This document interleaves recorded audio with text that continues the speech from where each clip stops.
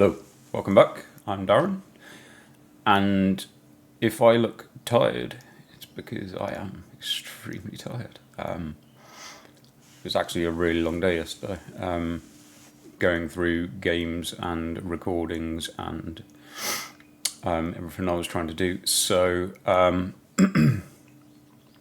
I managed to record 8 games.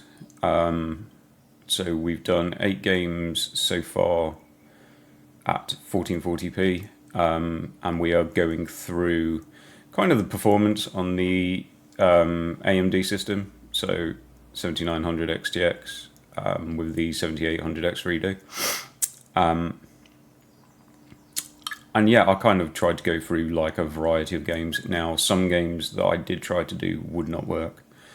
And the reason was I was just having a lot of problems with the recording through the Adrenaline software. Now, I ended up removing it, uninstalling DDU, and then reinstalling to the newest version available. And I still seem to have the same ongoing problem. I haven't got around to Googling it. I'm not sure if other people have the same problem. But one of the problems I have is, which is strange, if I start up my computer, so, from a cold shutdown computer to a startup computer, go through Windows, if I launch the Adrenaline software through the tab or the shortcut, it would just load up normal. Happy days. Now, if I then play a game, exit the game back to Windows, no other launchers open, it will refuse most of the time to then reopen through the shortcut. What I did find in the end was the only way that I could get it to open was Alt-R, and it would open through Alt-R, which is really strange. But that was my kind of workaround with it. Fine. Until yesterday. So I can't remember what game it was now. I'll quick run through the games. So we've done... I already had it in as I was testing it for someone else. So we did 3 kind of shooters. So we did Tarkov, we did Grey Zone Warfare, and we did Call of Duty. We then did Forza, Cyberpunk, and we did PAX Day, which I explain in there. It's an early access game. Maybe not the best one to test, but I don't have a great deal of UE5 games, so I wanted to kind of throw it in there. And then we did Dragon's Dogma 2, and we did Red Dead Redemption 2. So I think I'm probably going to leave it at that. If someone really, really does want to see a certain game, then you're going to have to let me know before the end of the day, because I will be swapping back to 4K and then I'll be starting at 4K. But yeah, we were going to do Helldivers, but the Adrenaline app blatantly refused to either open or record. Whichever thing I tried to do, it would crash the system. It would either freeze the Adrenaline app in the background, or it would freeze the game, or if I managed to get it to unfreeze, it would then force a close program, and then it would refuse to reopen. So I spent probably about 2 hours trying to do Helldivers and gave in. What that's about, I don't know. I can't remember which one it was. One of the other ones crashed, and I wasn't aware of it. I remember in game, I might actually mention it in the game recording. One of them, in one of the shooters, I think it was quite early on, one of them had a big stutter. And I didn't realise at the time, but the big stutter, I think it might have been the Tarkov one.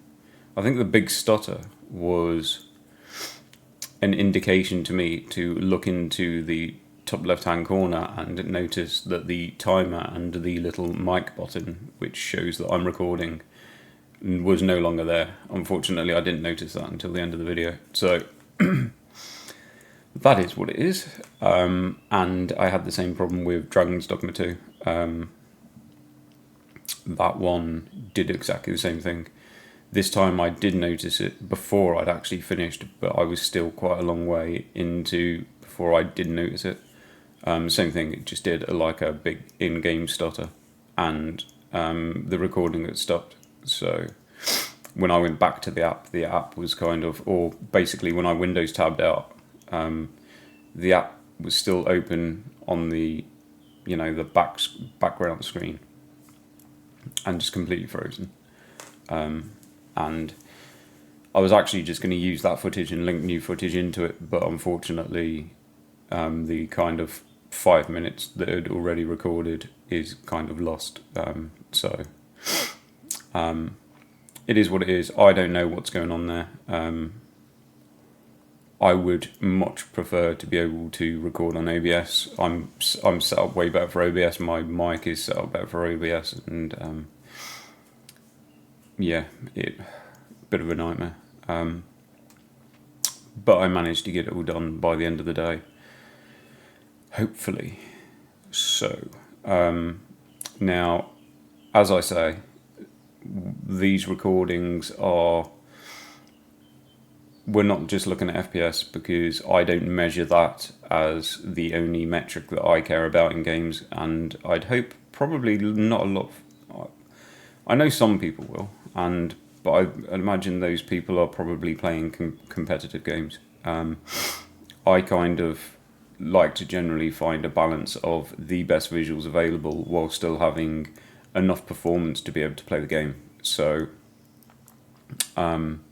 especially if it's in like an open world or first person shooter games, I will generally tend to use 60 FPS as a baseline, go for the best visuals available, and if I think something is maybe a bit wasted, or if there's a bit of performance to be gained on top of that, I will then add on top of it and probably lose visuals if need be.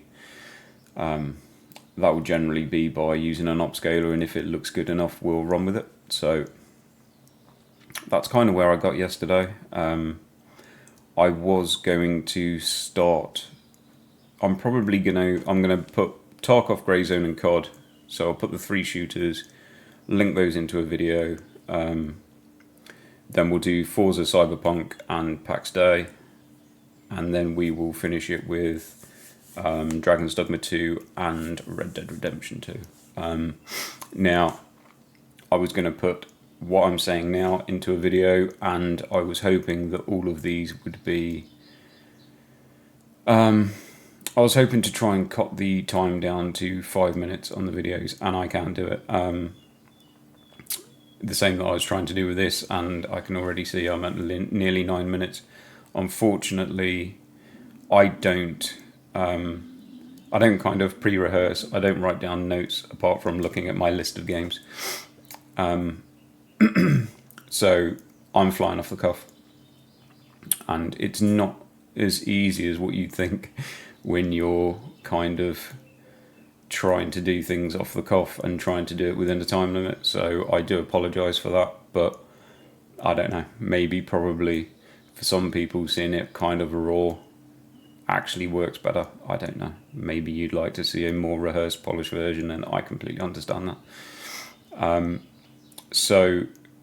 Yeah, going through the game, going through the settings, I couldn't do it within 5 minutes. I couldn't show what I wanted to show. And what I wanted to show was me trying to find, we started basically every game at native, or as what native could be. And then we went through our options on whether we wanted to gain performance, or if we had enough overhead that we would lose performance and maybe look for a better visual route. That's kind of where I was going with this. Like I said, it's not benchmarks. I'm not running. We're using different recording software. We're using different systems. As I say, the XTX is paired with the 7800X3D, and the 4080 is paired with an Intel. Those CPUs will also alter performance. Those CPUs could be swapped and used with the other ones. So with the AMD system, I am running it on PBO. We've got a -20, I believe, undervolt. So I mean that just keeps obviously temps down. So I think it runs around 5050 megahertz, which is obviously a bit over stock. And I am also running smart access memory. So if you're not aware of smart access memory, that is a extra kind of bit of a performance boost that you will get when linking a AMD CPU to an AMD GPU. So obviously not everybody does that. So do bear in mind that this could be adding a bit of extra performance on this system, that if you were to pair the XTX with an Intel CPU, you might not get that extra bit of performance. I don't think it's always huge. Sometimes it doesn't do anything. I believe sometimes you can get quite a bit of a boost out of it. I wasn't going to activate and deactivate, as it will force a restart constantly, and I didn't really want to go down that route, so we didn't do that. And I'm trying to think if there's anything else that I really should say. I don't think so. No, I think that's probably about it. The XTX is just running, it's Sapphire Nitro. It is obviously an OC card. You'll see it's pulling like 400 to 450 watts, but that's running just the stock out of the box settings. So there's no overclocking going on that. And yeah, for the AMD system, that's about it. So we will finish up. I'm going to throw the recordings up in the orders that I said, and then I will move on to swapping over to the NVIDIA system, and we will run through that same games in the same order. Hopefully that will go a lot quicker. OBS for me is definitely the thing that I'd rather use. I'm going to have to look into obviously trying to do that on the AMD system, because it's a nightmare. If not, the only other choice I'm going to have with the AMD system is setting up a separate recording PC. I have spare PCs in the house. It just means buying a capture card. It's not the end of the world. If it's something that I have to do, it's something that I will do. And yeah, I need to get these videos uploaded so that I can crack on with the rest I need to do today. So with all that said, I will hopefully catch you in the next one.